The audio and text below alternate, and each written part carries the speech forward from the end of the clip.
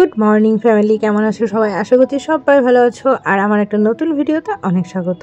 তো সকালবেলায় আজকে কিন্তু লেগে পড়েছি ঘরের একটু কাজে। ঘর গোছাতে আমার ভীষণ ভালো লাগে আগাগোড়াই, কিন্তু এই সময় বেশি চাপাচাপি করতে পারি না। ওই যে হাতে যেটুকু কাজ করার সেটুকুই করি। তো ভাবলাম যে সামনে পুজো আসছে, মানে সেই সময়ের কথা বলছি, সেই সময় পুজো আসছে সামনে, তো একটু ঘরটা গোছাইতে। এখানে দেখো বুড়ো মার ছবিটা একটু মুছে নিলাম, পরিষ্কার করে নিলাম। আর ঘরের সমস্ত জিনিস আমি একটু মুছে মুছে নিচ্ছিলাম, কারণ প্রচণ্ড ধুলো হয়। আর এগুলো মা আমাকে করতে মানা করে, কিন্তু আমার ভালো লাগে করতে। আর তার থেকেও বড় কথা, আমি করলে কিন্তু শারীরিক অ্যাক্টিভও থাকতে পারি এগুলোর জন্য। তো এই হচ্ছে, ঘরটা গুছিয়ে নিয়েছি। আর তারপরে এখন টেবিলটাও একটু মুছে নিচ্ছি, ধুলোও পড়ে যায়। তো বসে বসে টুকটুক করে মুছছিলাম, আর আয়নাটা মুছছিলাম। তো এইগুলো বোন সব ভিডিও করে রেখেছে। আর কাজ করলে না মন খুব ফ্রেশ থাকে, একটা জিনিস দেখবে।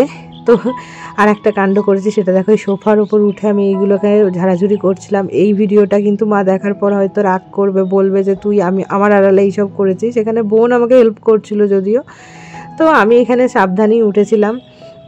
যাই হোক, তারপরে সারাদিনটা মানে সকালটুকু ওইভাবে কাটিয়েছি। দুপুরবেলায় স্নান করে দুই বোন খাওয়া দাওয়া করতে বসেছি।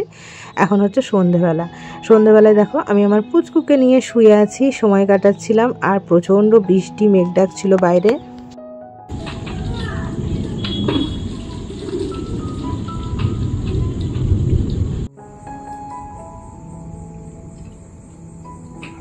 গুড মর্নিং, এটা হচ্ছে তারপরের দিনের ভিডিও। গতদিন রাতে তো ওইটুকুই ভিডিও করেছিলাম, মানে গতদিন সারাদিনের ভিডিও ওইটুকুই ছিল।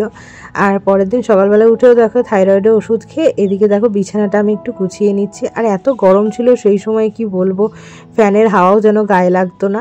তো গোছানো হয়ে গেছে। এদিকে এখন আমি সকালবেলায় কিছু সবজি কাটতে বসেছিলাম। কি কাটছিলাম আমার যদিও নিজের মনে নেই এখন। আর মা বানিয়েছিল পরোটা, সাথে একটা আলুর তরকারি। আর তারপরে এদিকে দেখো আলু ভাজা না বেগুন ভাজা, এইসব কী সব হবে, এইগুলোই মনে হয় আমি কাটছিলাম বসে বসে তখন। আর বেগুন ভাজাটা আমি বসিয়ে দিয়েছি, আমার ভীষণ পছন্দের একটা খাবার বেগুন ভাজা। আর এইদিকে হচ্ছে সমস্ত সবজি দিয়ে, আমার যত সম্ভব মনে হয় এটা খিচুড়ি রান্নার জন্য। খিচুড়ি রান্না করতেও দুদিন মাঝে মাঝে খুব ভালো শিখেছিলাম, খুব ভালোই লাগছিল বানাতে। শ্বশুরবাড়িতে একদিন বানিয়েছিলাম, তো বাড়িতে এসেও সবাইকে খাওয়াবো বলে একদিন বানানোর সাহস দেখিয়েছিলাম। তো এইসব করছিলাম টুকটাক, এদিকে মশলা কষাচ্ছিলাম। আর খিচুড়ি দেখো একদম পুরো ভর্তি হয়ে গেছে, জায়গা হচ্ছে না, তাই ওইদিকেও বসিয়েছি আলাদা করে। আর সত্যি খিচুড়িটা কিন্তু অপূর্ব হয়েছিল।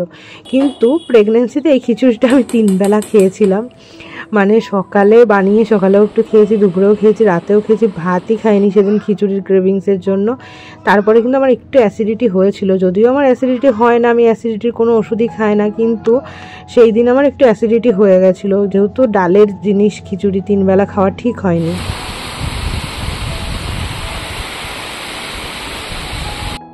ঝড় বৃষ্টির মধ্যে আমি এদিকে বসে বসে ভাবছি যে কি করব। তারপরে ভাবলাম যে চলো তোমাদের সঙ্গে মা বাবার তরফে কিছু কেনাকাটি সেটা শেয়ার করি।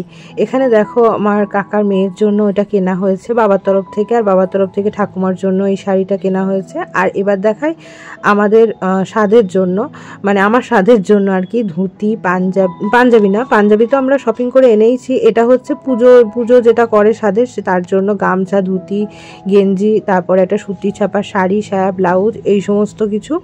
আর এইটা হচ্ছে আমাদের তরফ থেকে বোনকে কিনে দেওয়া হয়েছিল কৃষ্ণনগর থেকে, তো সেটা তখন দেখানো হয়নি, ওর জন্য দেখালাম। আর এইটা হচ্ছে বাবার তরফ থেকে বোনকে দেওয়া হয়েছিল। যাই হোক, চলো ভিডিওটা এই পর্যন্ত।